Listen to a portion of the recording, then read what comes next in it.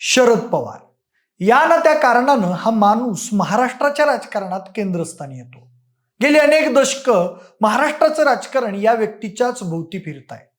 राजकीय कारकिर्दीत अनेक चढ उतार पाहिलेल्या शरद पवारांनी महाराष्ट्राच्या राजकारणावरची पकड कधीच सैल होऊन दिली नाही आणि महाराष्ट्राच्या राजकारणात आपणच बिग बॉस असल्याचं त्यांनी वेळोवेळी सिद्ध केलं आहे. यंदाच्या लोकसभा निवडणुकीतही शरद पवार काय करू शकतात ते देशानं पाहिलं. लोकसभेतल्या यशानंतर आता आगामी विधानसभा निवडणुकीत देखील महाविकास आघाडीसाठी शरद पवारांची भूमिका ही खूप महत्वाची ठरणार आहे. म्हणूनच आजच्या या व्हिडिओमध्ये आपण शरद पवारांबद्दलचे असे 8 मुद्दे सांगणार आहोत जे त्यांना महाराष्ट्राच्या राजकारणातले बिग बॉस ठरवतात. नमस्कार, मी प्रथमेश आणि तुम्हाला तर माहिती आहे आपला विषय भारी. तर बघा मंडळी, सगळ्यात पहिला मुद्दा आहे तो म्हणजे 2024 मधलं घवघवीत यश. मंडळी, नुकत्याच झालेल्या लोकसभा निवडणुकीत शरद पवारांनी आपली ताकद दाखवून दिली. राष्ट्रवादीतील फुटीनंतर निवडणूक आयोगानं राष्ट्रवादी पक्ष आणि घड्याळ हे निवडणूक चिन्ह अजित पवारांना दिलं. पक्षातील जवळपास सर्वच मातब्बर नेते अजितदादांसोबत गेले. इतकंच काय, लोकसभेला उभं करण्यासाठी शरद पवारांकडे खमके उमेदवारही नव्हते. त्यात बारामतीतही अजितदादांनी सुप्रिया सुळेंसमोर सुमित्रा पवारांना उभं केलं. तरी सुद्धा शरद पवारांनी हे आव्हान स्वीकारलं. नवा पक्ष, नवचिन्ह, नवे उमेदवार अशा परिस्थितीत त्यांनी केवळ 10 जागा लढवल्या, परंतु त्यापैकी 8 जागांवर विजय मिळवला. बारामतीत सुप्रिया सुळे विजयी झाल्या. बीडमध्ये पंकजा मुंडेंचा पराभव करून बजरंग सोनवणे खासदार झाले. लोकसभा निवडणुकीत सर्वाधिक जागा जिंकण्याच्या बाबतीत स्ट्राईक रेट शरद पवारांच्या राष्ट्रवादीचा राहिला. एवढंच नाही, महाविकास आघाडीनं 48 पैकी 30 जागांवर विजय मिळवत महायुतीला मात दिली. या यशातही शरद पवारांचं योगदान महत्वाचं होतं.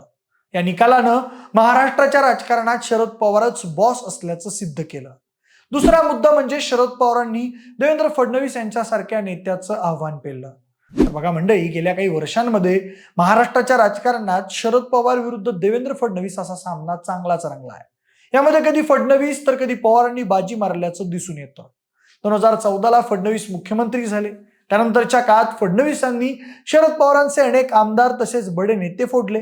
साम दाम दंड भेद वापरून त्यांनी पवारांना जेरी सांगण्याचा आटोकाट प्रयत्न केला. सततच्या पक्षगळतीमुळे राष्ट्रवादी तसेच काँग्रेस पक्षातील नेते तसेच कार्यकर्त्यांचं मनोधैर्य देखील खचलं होतं. परंतु शरद पवारांनी मात्र अजिबात हार मानली नव्हती. या पार्श्वभूमीवर शरद पवारांची साताऱ्यातील भर पावसातील सभेनं वातावरण फिरलं. तब्बल 83 वर्ष वय असूनही शरद पवार लढतायत, मग आपण का नाही, या भावनेनं राष्ट्रवादी आणि काँग्रेसचे कार्यकर्ते पेटून उठले आणि झपाटून काम केलं.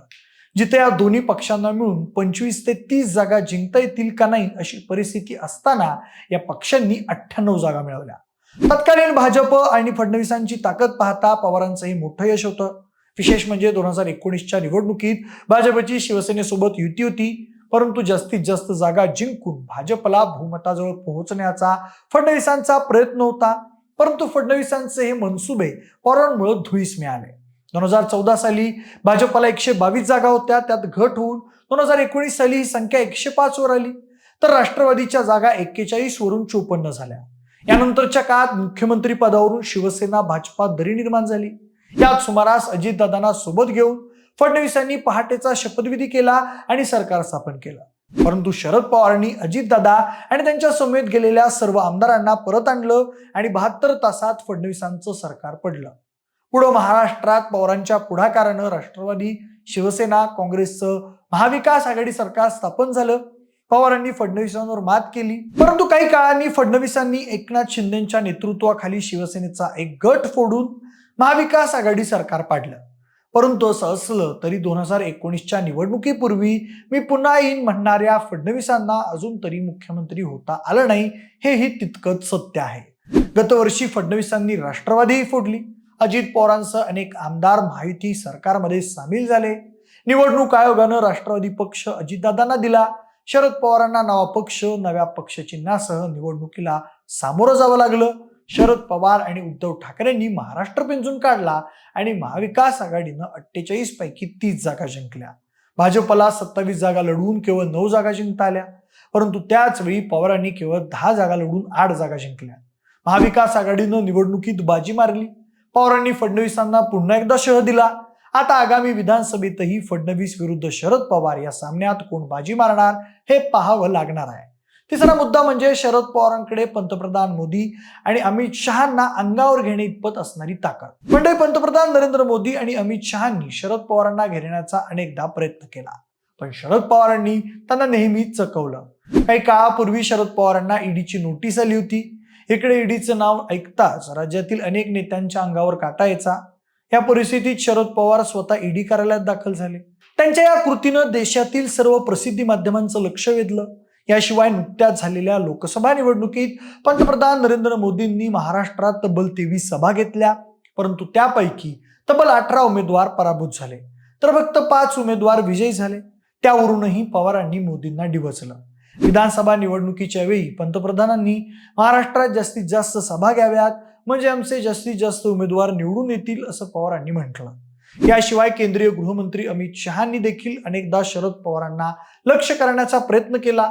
भारताच्या राजकारणातील भ्रष्टाचाराचे म्होरके कोण असतील तर ते शरद पवार आहेत, अशी टीका अलीकडेच अमित शहांनी केली होती.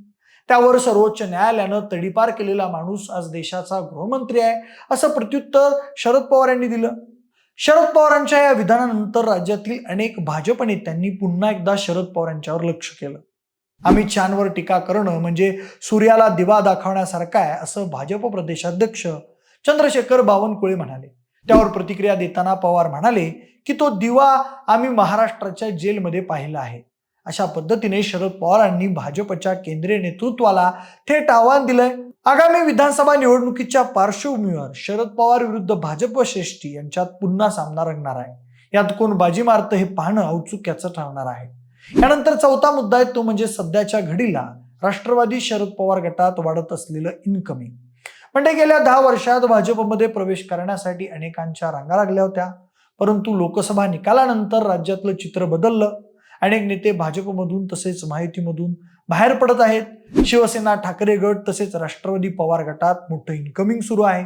त्यातही पवार गट या नेत्यांची पहिली पसंती असल्याचं दिसत आहे.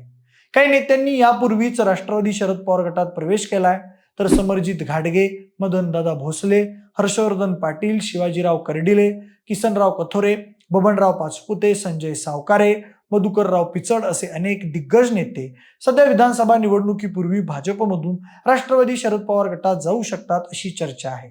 आता शरद पवार भाजपचे अजून किती नेते फोडणार हे त्या काळात स्पष्ट होईल. यानंतर पाचवा मुद्दा आहे तो म्हणजे शरद पवारांचं महाविकास आघाडीतील स्थान.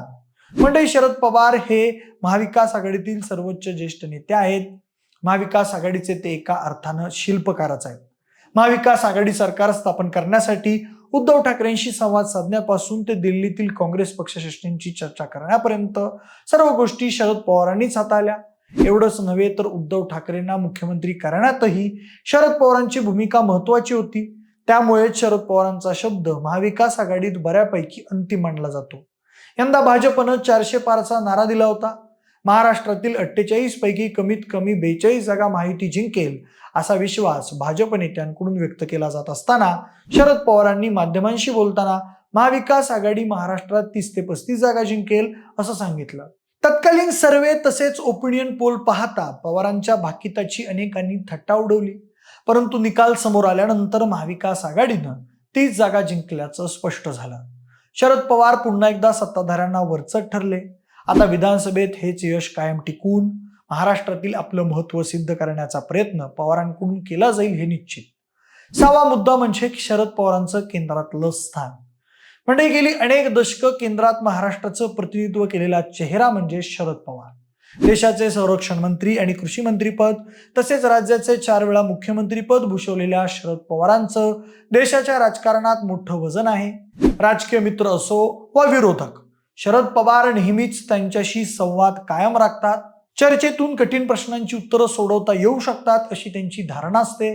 त्यामुळे सर्वच पक्षातील वरिष्ठ नेत्यांशी त्यांचे घनिष्ठ संबंध आहेत. म्हणूनच अनेक महत्वाच्या बाबींवर चर्चा घडवून आणायची असल्यास शरद पवार मध्यस्थाची भूमिका बजावताना दिसतात. वाटाघाटीच्या किंवा तहाच्या राजकारणात शरद पवार नेहमी बाजी मारतात असा इतिहास आहे.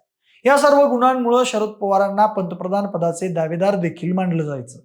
अलीकडच्या काळातही इंडिया आघाडी स्थापन करण्यामध्ये शरद पवारांचं महत्वाचं योगदान आहे. त्यामुळे इंडिया आघाडीच्या बैठकीत सुद्धा शरद पवारांच्या शब्दाला विशेष महत्व आहे. यानंतर 7वा मुद्दा आहे तो म्हणजे शरद पवारांना केंद्राकडून मिळालेल्या Z+ सिक्युरिटीचा. मंडळी, केंद्रीय गृह मंत्रालयाने शरद पवारांना Z+ दर्जाची सुरक्षा देऊ केली आहे. आता शरद पवार यांच्या सुरक्षेसाठी 55 सशस्त्र CRPF जवानांची तुकडी तैनात असेल.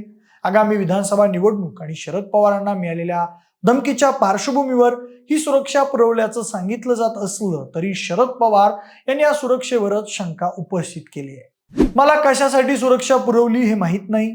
कदाचित निवडणूक आहेत त्यामुळे सगळीकडे फिरावे लागते, त्यामुळे योग्य आणि अचूक माहिती मिळवण्याची व्यवस्था केलेली असावी.